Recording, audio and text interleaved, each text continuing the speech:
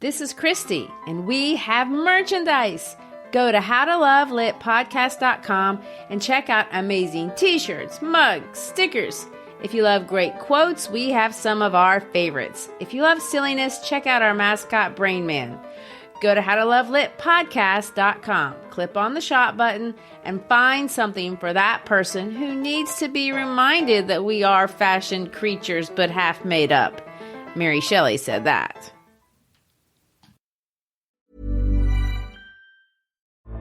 From working side by side, to working together, to working wonders.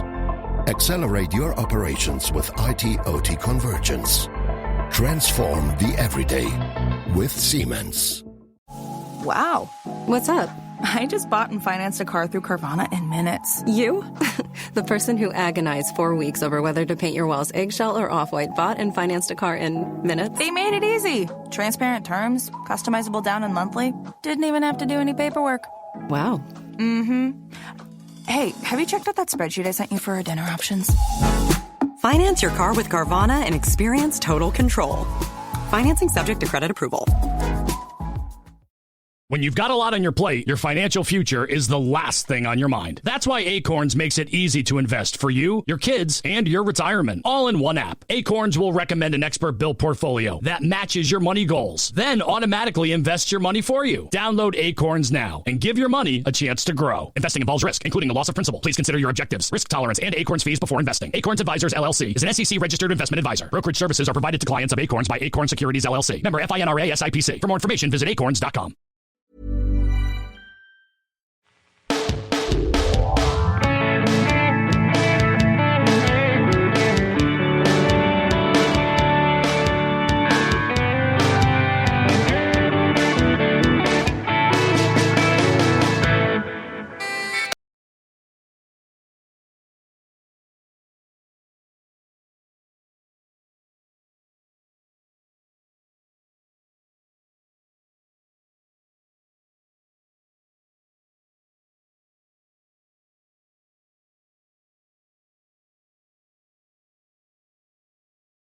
To the United Kingdom. First of all, let me say the United Kingdom is confusing. It's Britain, England, Great Britain, United Kingdom. Us Americans sometimes have a little trouble figuring all that out. But for our purposes today, it's going to be the United Kingdom, consisting of England, Scotland, Wales, and Northern Ireland. This episode will focus more specifically on the part of Great Britain that covers the northern third of the island of Great Britain, plus over 790 other little islands, and that would be Scotland. We want to discuss and celebrate a man that enchanted the world with his homeland, but he also changed the way the world enjoys storytelling, and that person would be Sir Walter Scott. You know, we've talked about Scotland a few times before. It was one of the settings in Frankenstein. We've also featured Robert Burns, who was one of the first people we talked about on the podcast, the Scottish poet. We remember every New Year's Eve when we sing or play Auld Lang Syne. Both Scott and Burns deserve credit for bringing the culture and language of Scotland to the attention of the entire world. But Scott, although today is the lesser known of the two writers, charmed the world during his lifetime with the setting of his homeland in very much the same way that J.K. Rowling has done so with the settings in Harry Potter. You know, Scott glamorized the Scottish landscapes. He glamorized the Scottish history.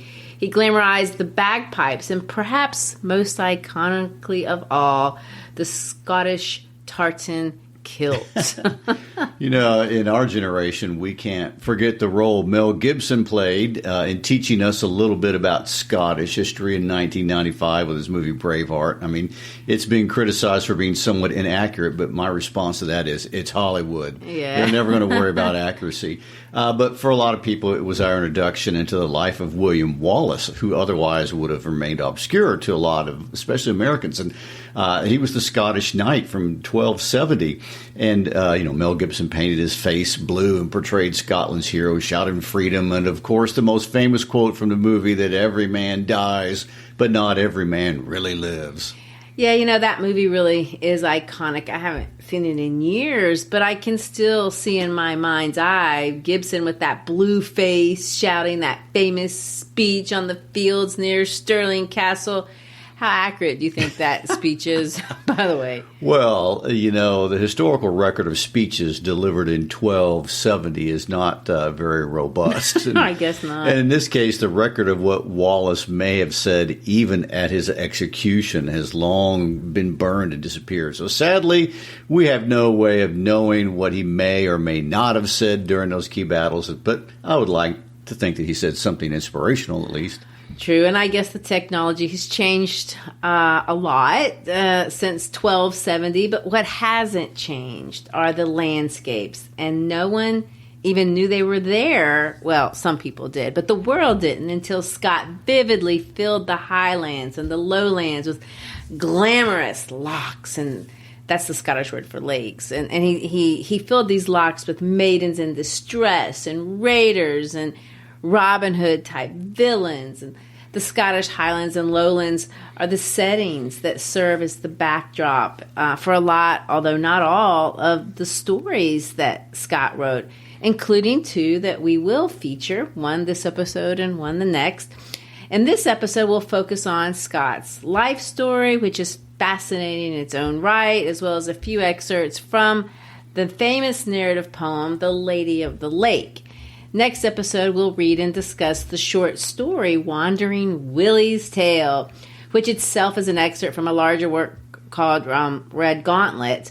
Unlike most of the works and authors that we discussed, though, Sir Walter Scott's novels are not really central to most English language secondary school curriculums today around the world. He's mentioned, and sometimes we see excerpts of his poetry included in anthologies, but his books, the things that he was the most famous for during his life, are really not that widely read today.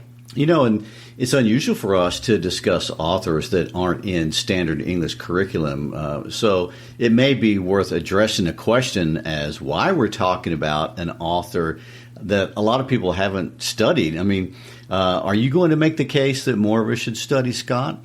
I will say one of the first things visitors from other parts of the world should notice when they visit Edinburgh is that the author of Waverley is literally a central figure in the city's landscape and also central to the story of Scotland.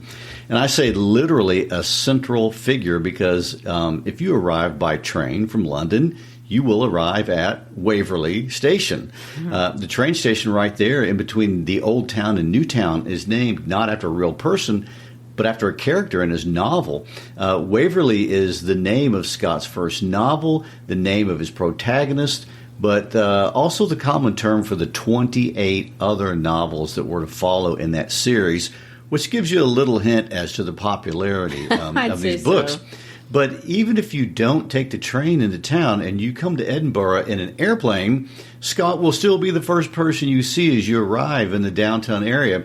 And that's because if you take the Airlink Bus 100, which most everyone does, and we have done, to get into town from the airport, it will drop you off right in front of his statue. I mean, it's literally the first landmark you run into as you walk down the main drag, dividing the Old Town and the New Town, which I might add, isn't that new. It still dates to the 18th century.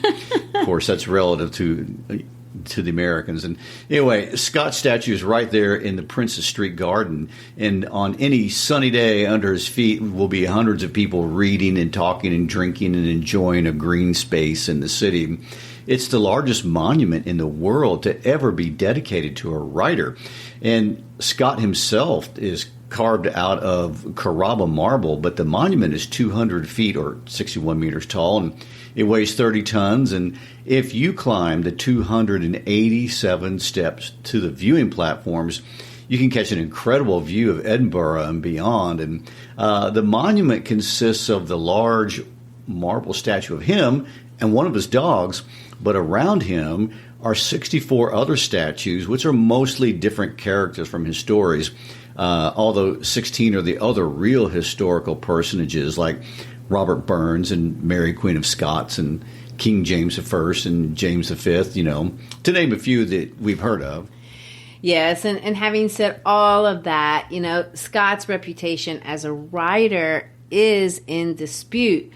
Virginia Woolf, who we've quoted before, and she can be ruthless, she said this about him.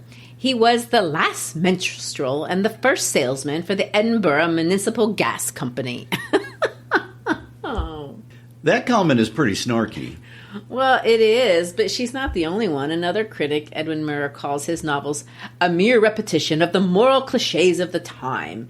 More famously, and perhaps more cruelly, in a poem that's really anthologized a lot about Scotland, called Scotland 1941, he called, Scott a sham bard of a sham nation. I mean, Scott's been accused, and perhaps not unjustifiably, honestly, of being careless and sloppy. And critics complain he doesn't develop his character sufficiently and his plots are predictable. Do you think that is just sour grapes because he monetized his work so successfully? No, not really. I mean, there are things to criticize for sure, and a lot has to do with the fact that he was monetizing his fame, and we can talk about why. But as all good teachers know, if you want to find genius, you should look for what someone does well and not pick apart things that people do wrong. And there are wonderful things that Scott does really well. Scott wasn't in any way like Virginia Woolf, trying to write a psychological insight and like people do today and we find interesting in literary circles. He did not care about existential questions. He wasn't wrestling with depression or uncovering secrets of the human heart. I mean, he was writing for a different purpose. But I would argue that it's an equally important one. Scott inspires the imagination, and he shows us what the impact a person can have on the world and what passion and energy for a people and a place can do to change the world. And in that way, he's incredible. And we've all been touched by his influence, and that's whether we realize it or not, or if you're a big reader or not. For starters, and this is if you're American, if you've ever heard the song Hail to the Chief, the one that they play every time the president comes into the room, you've heard his work. And if you're a Catholic and if you've heard the song Ave Maria, both Hail to the Chief and Ave Maria come from this narrative poem, Lady of the Lake, that we're going to read and was written by Walter Scott. He was the world's first best-selling author ever. During his lifetime, he was inarguably the most well-known novelist in the world. And if you've ever read a historical novel or seen someone wearing a kilt, or if you've ever wanted to visit Scotland, probably this is indirectly or directly because of the work and the effort of Sir Walter Scott. I mean, his life is fascinating. In some ways, his story is just as fascinating as the fiction that he writes. I agree. That is a legacy. So let's start there. All right. Scott, born in 1771 to a middle-class family. At age 2, he gets sick. Most people think it was probably polio. The illness left him disabled. He couldn't walk without having a permanent, really distinctive limp, which he did have for the rest of his life. But being disabled impacted him in a couple of big ways that would play out for the rest of his life. First of all, he got trapped inside, and so he became a reader, an incredible student of history and languages. But secondly, he became fascinated with what he could never do, soldiering. And a lot of that was because of his illness. So these are the things that he would bring vicariously to the page, the adventures of the novels that he would later write in his life. But Gary, in 1771, that's a long time ago. And sometimes when we throw out numbers and dates, we get lost in the past. So orient us, help us understand historically, what is this world? Draw us a picture of what's the world for Sir Walter Scott and really the rest of Great Britain during this time period. So what time period are we talking about? Well, first of all, I love historical context. And I'm an American, and as an American history teacher, I can't help but comment that the year 1776 is iconic for us because the Declaration of Independence was drafted then and sent to King George III. Scott would have been 4 years old on that first 4th of July, so likely he wasn't paying much attention to politics of the day. But there are other things that were closer to home for Scott and for sure got his attention. For starters, if you were Scottish, the looming wound of history is the cataclysmic Scottish Civil War and the Battle of Culloden in 1746, which resulted in the Highland clearances, which we're going to talk about in a minute. But that wasn't the only thing that happened in Scott's lifetime that heavily impacted the world, some good, some not. In 1793, there was the British War with France that wouldn't end until 1815. Scott famously visited Waterloo a couple of times after Napoleon's defeat there. Vaccinations were introduced in 1796. In 1800, Ireland merged with England with the Acts of Union. The theory of light being in waves was established in 1802. The Battle of Trafalgar and the death of Lord Nelson was in 1805, and the slave trade was abolished in 1806. And the War of 1812 with the Americans, you know what year that started?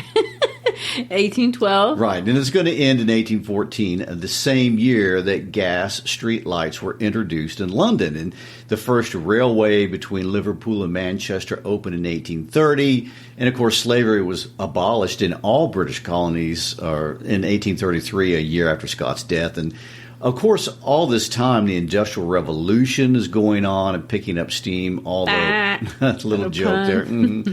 Although that term wouldn't really exist for a few more years. And that's a lot, I know, but it gives you kind of a general impression of what was going on in Britain as a whole before we narrow our focus on a specific part of Britain that was Scott's home.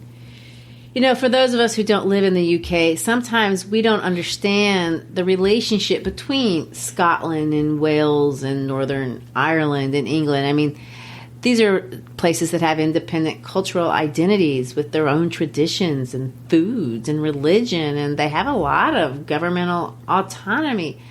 But they also share a relationship with each other that's, closer than a relationship with a different country altogether.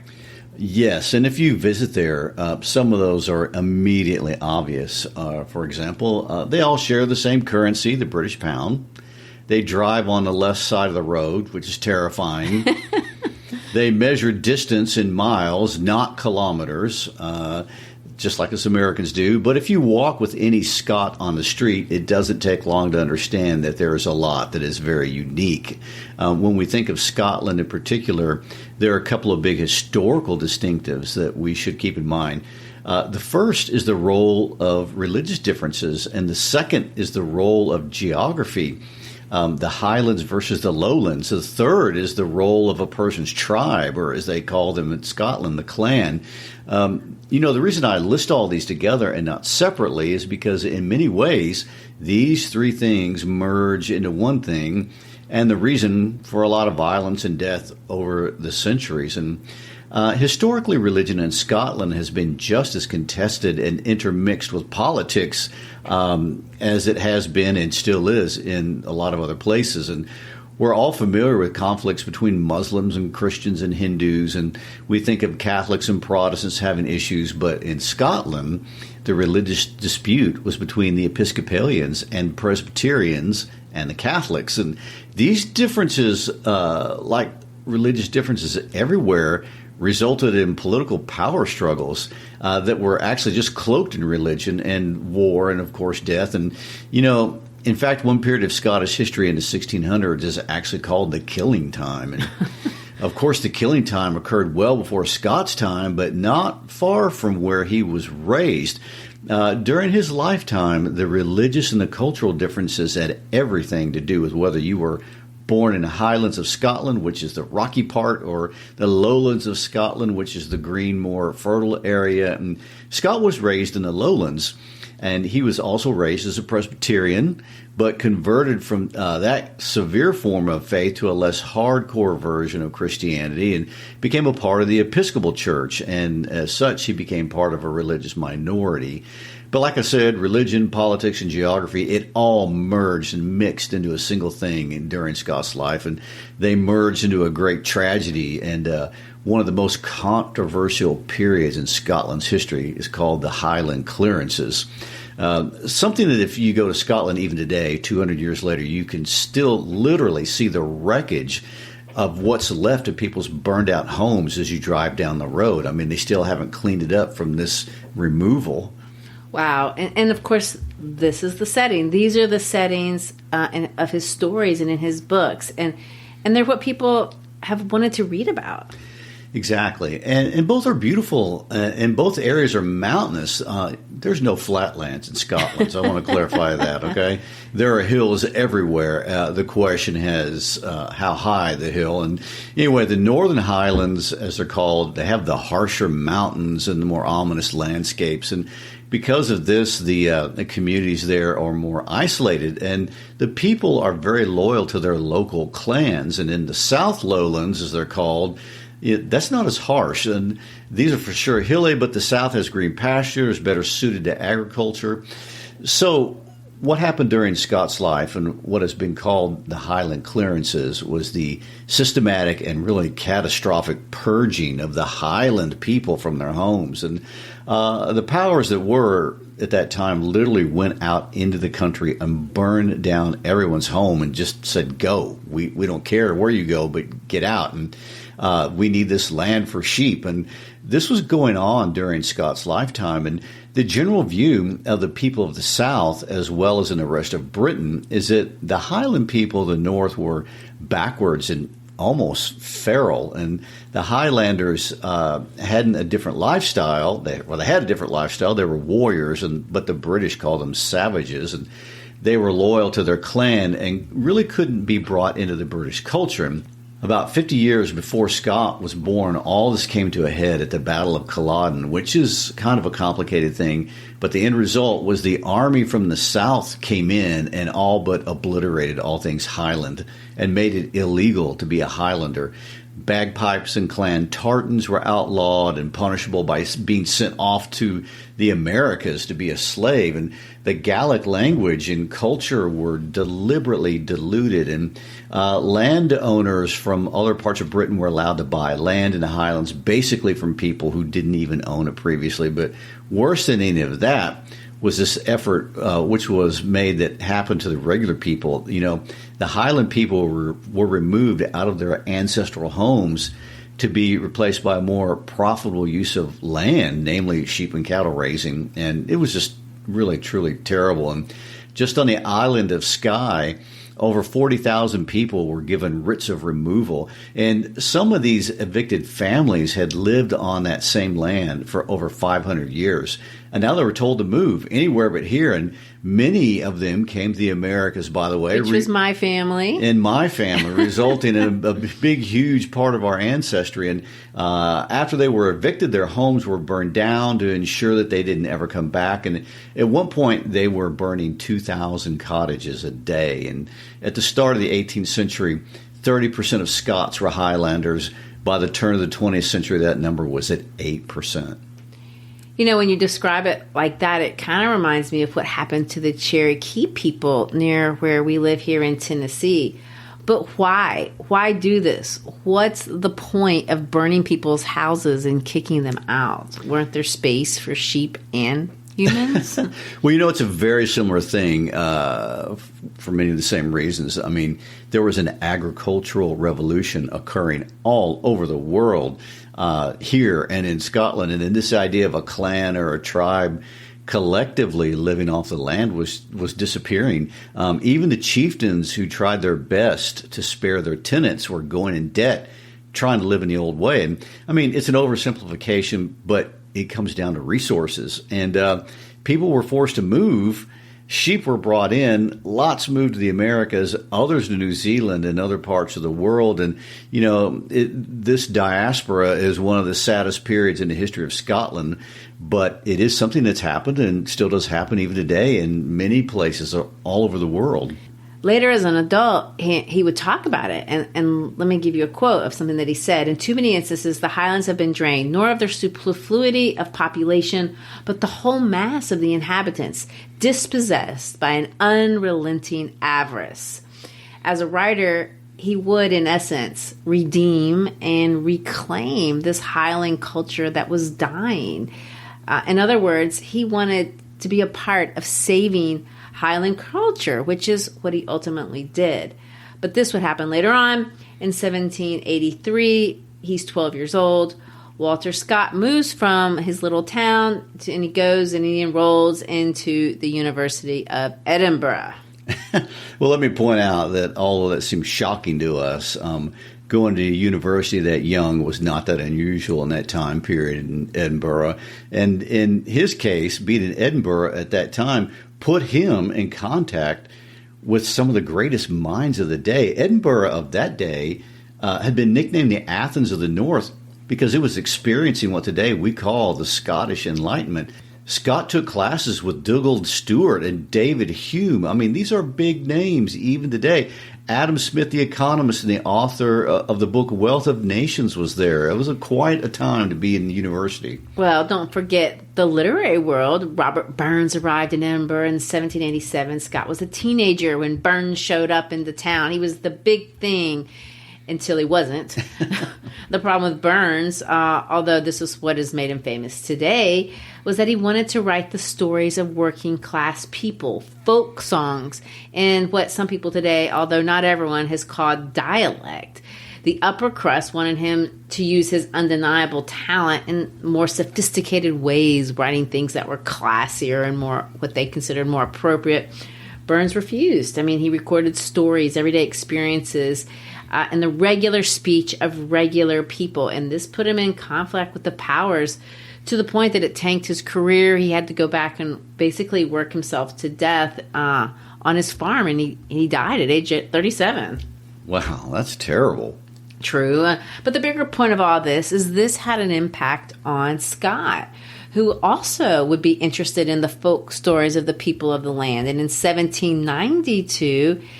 Scott had some time on his hands. He was waiting to enter the bar, and he was the deputy sheriff of this little community. So he decided to go on a walking tour around the part of the country that his family was from. That part is what we call today the border country. It's between Edinburgh and the border with England. But that's just the beginning. After touring the lowlands, he went up into the Highlands, and he loved it. He loved the land. He loved the people. He loved the stories. And so he started to collect them. He collected stories about the Douglas clans of the lowland, and he wrote them down in what he called riding ballads, and he celebrated these daring raiders, and he learned and used local expressions, and he learned the details of the way people were living. And all this was really unknown to the people in the cities, educated people. And at some point, he approached an old school buddy, a man by the name of John Ballantyne, who was a publisher, and he had an idea. And let me quote him. And he said, "I have been for years collecting old border ballads, and I think I could, with a little trouble, put together such a collection from them as might make a neat little volume to sell for 4 or 5 shillings." And so he did. His first little volume, they titled it Scottish Border Minstrelsy, and it sold out in England as well as Scotland. So they translated it into German, then to Swedish and Danish, and then it was published in the Americas. Scott was on to something. He published another volume and then another one, and all of a sudden, middle class Walter Scott is a Scottish national hero. He tried his hand at poetry because that was the thing to do at the time, and his most famous work, the one that we're going to talk about today, Lady of the Lake, is set near the boundary between the lowlands and the highlands. This area is called the Trossach region. Lady of the Lake sold 30,000 copies in the first year of publication. That's not even counting the 2,000 that he sold in the deluxe edition.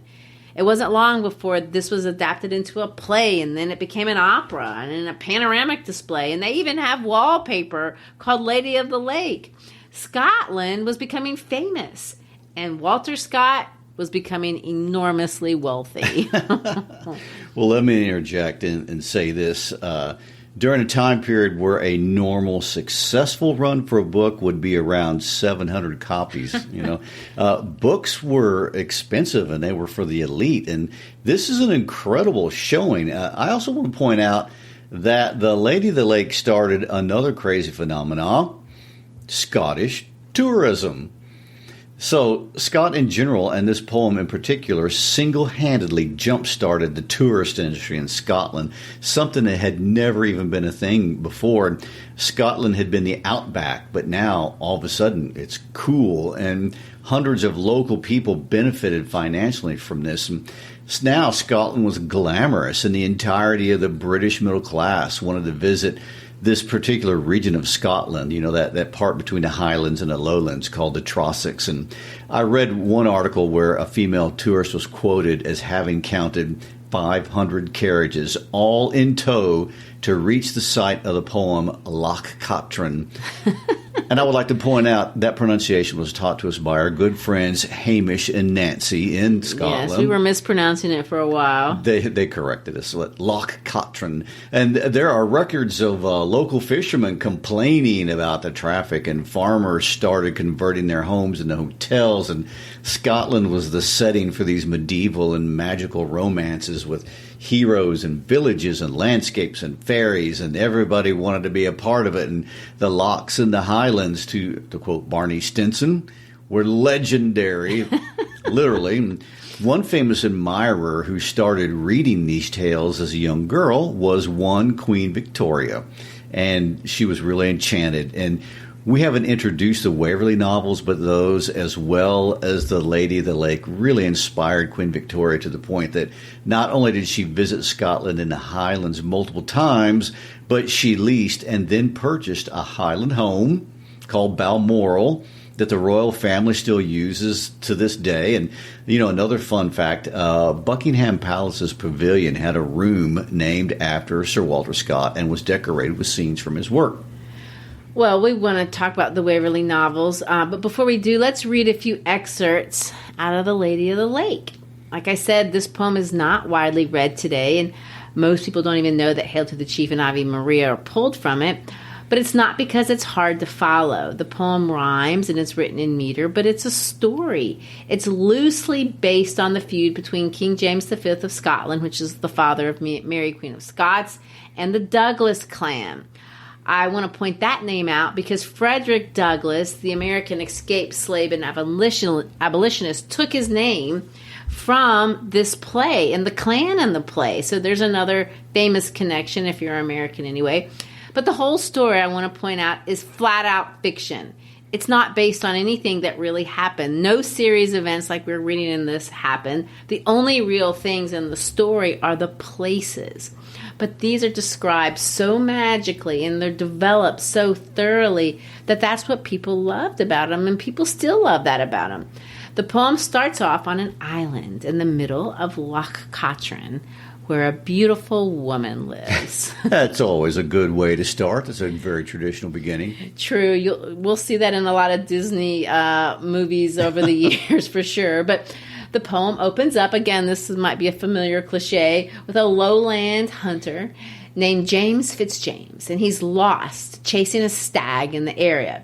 But unfortunately, his horse dies, and now he's afoot. He blows a horn for help, and the one who helps him is the beautiful woman, Ellen, who he immediately falls in love with. Now, while all of this is going on in the background, there's a feud, you wouldn't expect anything less, between the Highlanders and the Lowlanders. We've talked about that already. In this story, the Highlanders are led by Sir Roderick Dhu, who is in love with Ellen, but he's not really a good person. Ellen has two men of opposite sides now who are in dispute and love over her, but she's not in love with either of them because she's in love with this third guy, a younger guy, a Highlander chief named Malcolm Graham. Anyway, a bunch of things are going to happen in the poem. There's 6 cantos, but obviously it has to have a battle, and there is a battle. They all end up at Stirling Castle. There's things that happen, but it turns out that the guy she rescued there is actually secretly the king, and he recognizes who Ellen is really in love with. He puts a necklace around her neck, and she gets to be with true love. Oh, happily ever after. This sounds like the theme to a lot of familiar movies. Well, happily ever after is how it should be. Let's read an excerpt from Canto 1, where Fitzjames and Ellen meet. And I think this is fun because you can hear how the language of the poem really flows and how it is easy to read. The mistress of the mansion came, mature of age, a graceful dame, whose easy step and stately port had well become a princely court, to whom, though more than kindred knew, young Ellen gave a mother's due. Meet welcome to her guests she made, and every courteous rite was paid that hospitality could claim, though all unasked his birth and name. Such then the reverence to a guest, that fellest foe might join the feast, and from his deadliest foeman's door unquestioned turned the banquet o'er. At length his rank the stranger names, the Knight of Snowdon, James Fitz-James, lord of a barren heritage, which his brave sires from age to age by their good swords had held with toil. His sire had fallen in such turmoil, and he, God wot, was forced to stand oft for his right with his blade in hand. This morning with Lord Moray's train he chased a stalwart stag in vain, outstripped his comrades, missed the deer, lost his good steed, and wandered here. So I hope you can see that it's not hard to follow. It kind of rolls off the tongue with all those rhymes. It's a little bit like Shakespeare in a way, but, certainly not as hard to understand. True. And then so we have the story, but there's also these descriptions of the Scottish lochs. I mean, Scotland has, by the way, over 30,000 lochs, which is their word for lake. But here's a little description of the area around Loch Cotram. Boon nature scattered, free and wild, each plant or flower the mountain's child. Here a galantine embalmed the air, hawthorn and hazel mingled there. The primrose pale and violet flower found in each cliff and narrow bower. Foxglove and nightshade side by side, emblems of punishment and pride. Grouped their dark hues with every stain, the weather-beaten crags retain. With boughs that quake at every breath, gray birch and aspen wept beneath. Aloft the ash and warrior oak cast anchor in the rifted rock, and higher yet the pine tree hung, his shattered trunk infrequent flung, where seemed the cliffs to meet on high, his boughs athwart the narrow sky. Highest of all, where white peaks glanced, where glistening streamers waved and danced, the wanderer's eye could barely view the summer's heaven, delicious blue. So wondrous wild, the whole might seem the scenery of a fairy dream. What stands out are all the colors. I mean, you have the bright contrast of the different flowers and the grass and the lake and the trees and the snow and the rocks. Yes, I mean, it's a postcard. It's what got all the tourists headed to the lochs and the Trossachs. I mean, where's the Ave Maria section, by the way? Well, that comes out in Canto 3. Remember, the song that we know or familiar with is from the German Schubert musical version of the poem. So you have the German song, which has the melody that we're familiar with, but it's translated back into English, and that version is what we're familiar with today. Well, that's full circle. Well, it is. And the story's full of circles, too. In Canto 3, Ellen is in a cave, and she's hiding with her dad, and she's praying to the Virgin Mary to protect them. And although she and her dad are Highlanders, they don't want to join Roderick in his war against the Lowlanders. And the situation is complicated because Ellen's father sympathizes with the king. And one of the things, that Sir Walter Scott is known for is his belief, and this really came out of all of his Enlightenment training with Hume at the university, but he believes that people tend to divide the world into two groups, us versus them. And he writes his stories in a way that shows this. People are divided out into factions, and they're fighting it out. What he's known for, though, is that keeping us, the reader, distant enough from the action that we can kind of see both sides of what's going on without getting personally invested or angry about one side or the other. And this allows the work to kind of highlight the most often and ignored idea that most issues, I would say all issues, have complexities. And sometimes there aren't really true good sides or bad sides, but there are good people and bad people on both sides, and both sides have legitimate perspectives. That's certainly how this story plays out. if you follow it all the way to the end. But here's the original Ave Maria hymn as Ellen sings her prayer for protection. You want to sing, or you don't have to sing it. Want to read it? Oh, you want to spare our listeners my singing voice? Is that what it is? Hymn to the Virgin, Ave Maria, maiden mild, listen to a maiden's prayer. Thou canst hear, though from the wild, thou canst save amid despair. Safe may we sleep beneath thy care, though banished, outcast, and reviled. Maiden, hear a maiden's prayer. Mother, hear a supplicant child. Ave Maria. Ave Maria, undefiled. The flinty couch we now must share shall seem with down of Eder piled.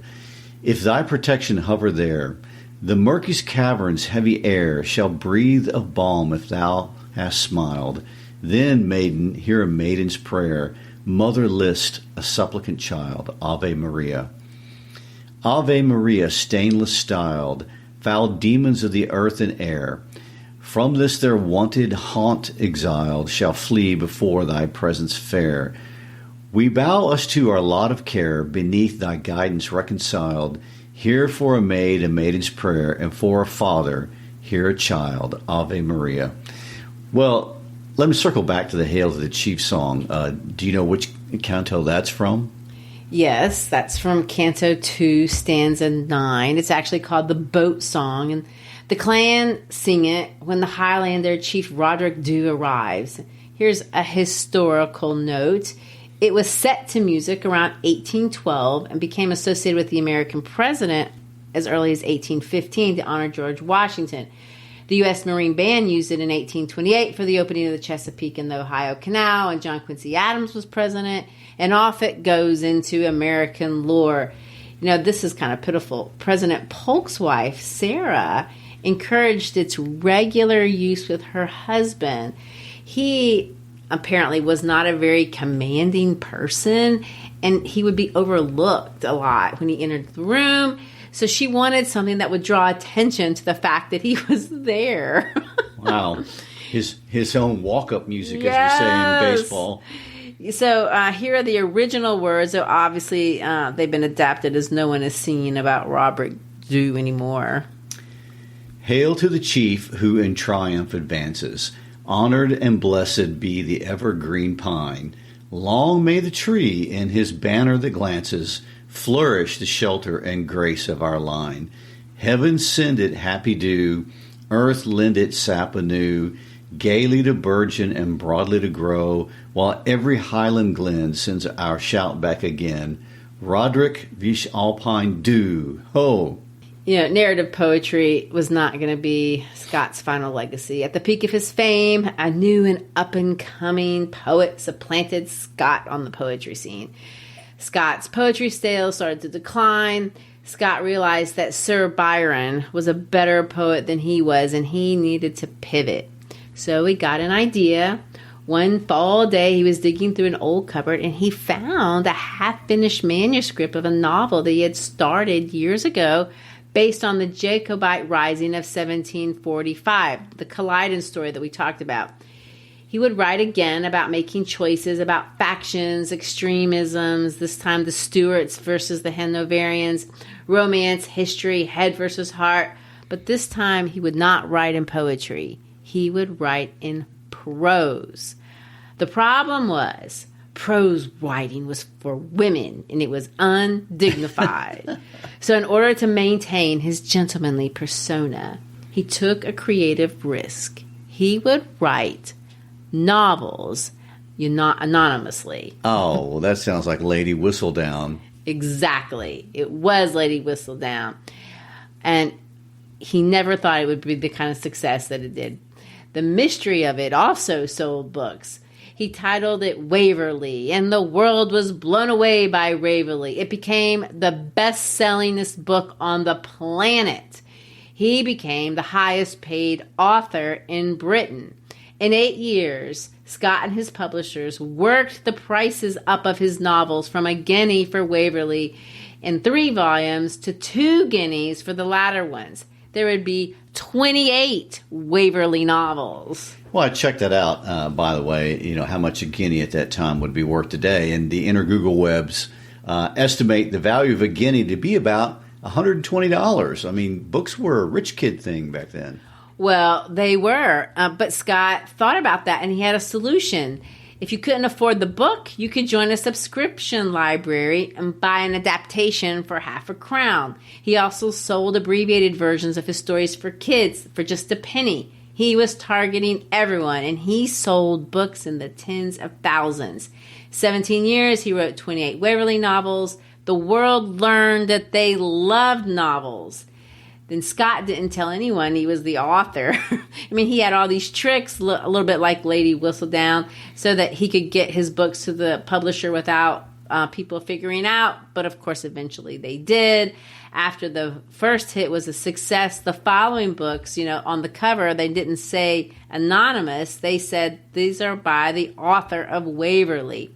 It wasn't until a dinner party in 1827 that he publicly acknowledged that he really was the author and that he was redeeming the novel. After Scott came a bunch of novelists: Tolstoy, Flaubert, Victor Hugo, Charles Dickens. A lot of them, both men and women, began writing novels. So he made novel writing single-handedly cool. Yes. So Scott's significance is clearly in his legacy, and perhaps even more than his actual writing. I think there's some probable truth to that. I mean, Scott's works are fun. When we read the short story that we're going to read next week, you'll see a little bit, if you're not familiar with it, what it's about. It's fun. It's fast-paced. His settings are interesting portrayals of people of the time. The settings are unfamiliar. That's what people loved about them then. That's what people like about them now. We can identify with the motivations and the passions, even if the culture is far away from us and remote. His ability to capitalize on his talents and promote something good. He writes about war. His books, though, aren't groupsome. That was intentional. He often wrote through the lens of the first person, of someone telling about the war instead of describing it so it wouldn't be so gory. He expresses the world in a positive way. He sees strengths and possibilities instead of competition and domination. He explores the dynamics of social power and the misuse of authority, but he leaves open the possibility that everything can end well. I think the world in the 19th century identified with that, and they found hope there.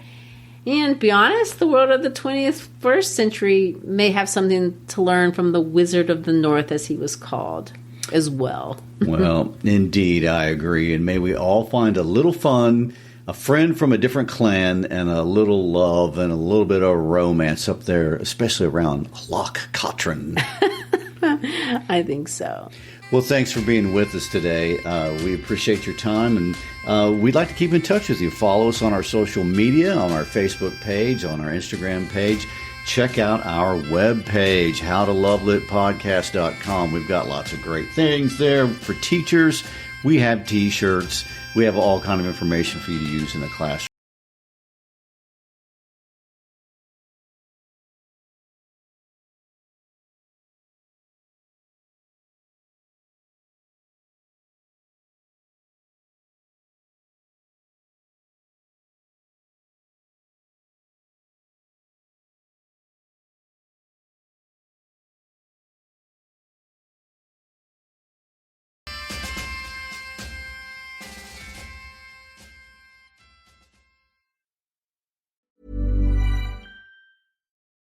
Hi, this is Freddie Wong from Dungeons & Daddies, and this episode is sponsored by Rocket Money. Blast Houston, off. we have a savings. That's right. Rocket Money is a personal finance app that empowers you to save more, spend less, and take control of your financial life. Basically, you can see all of your checking, savings, credit cards, and investments in one convenient place. You can understand your spending trends, and most importantly, you can categorize those expenses and set up a custom budget by identifying top spending categories. Listen, you want to track bank statements? It's very difficult. Use Rocket Money to help keep track of all your finances. Rocket Money has over 5 million happy members and it's saved its users over $1 billion across all of the app's premium features. Let Rocket Money help you reach your financial goals faster. Get Rocket Money today at rocketmoney.com/all-in-one. That's rocketmoney.com/all-in-one.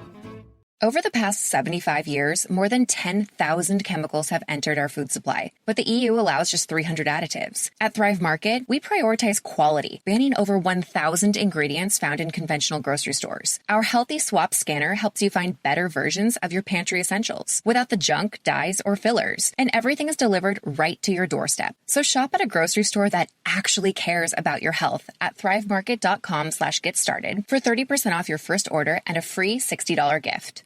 Time for a quick break to talk about McDonald's. Here's an offer you don't want to miss. For just $3, treat yourself to a Krispy Kreme donut, like their irresistible chocolate donut with sprinkles, and an any size hot coffee or refreshing iced tea. Just $3. Whether you're fueling up for the day or just taking a sweet break, this deal is for you.